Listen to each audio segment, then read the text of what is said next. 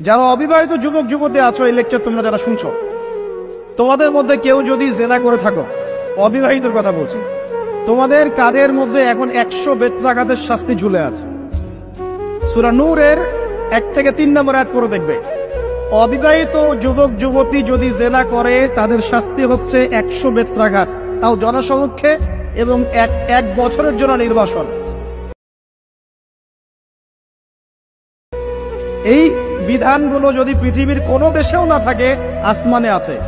মরার সাথে সাথেই এই বিধান কার্যকর হবে ইনশাআল্লাহ। বাঁচার বুদ্ধি কি? একটাই উপায় আছে। এই লেকচার কানে চলে গেছে, অনতিবিলম্বে ওযু করবে। ওযু করে খালেস ভাবে রাতের শেষ রাতে জায়নামাজ বিছাবে।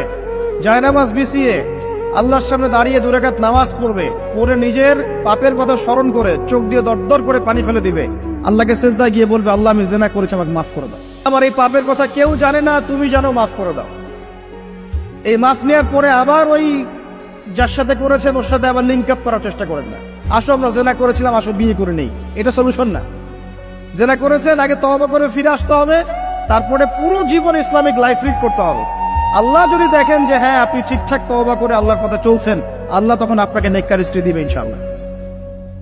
এই এই এই একমাত্র রাস্তা যুবকদের জন্য এবং যুবতীদের জন্যও। যুবকরা না হলে পার পেয়ে যেতে পারে, কারণ একটা কথা সমাজে প্রচলিত আছে না, যে ছেলে মানুষের ইজ্জত তো সহজে যায় না। গোপন হয়ে গেছে, কেউ জানে না, আল্লাহ মাফ করে দিয়েছেন, সে হয়তো পার পেয়ে গেল। কিন্তু এই যে মেয়ে, তুমি যে 8-10টা ছেলের সাথে জেনা করেছো, তোমার ইজ্জতের কি হবে? তোমার যে সতীত্ব তুমি নষ্ট করেছো, তুমি তো বিয়ের পর কোনো ঘরে গেলে সে হাজবেন্ডও বুঝতে পারবে তুমি আর সতী সাথী নও। তখন তোমার কি হবে?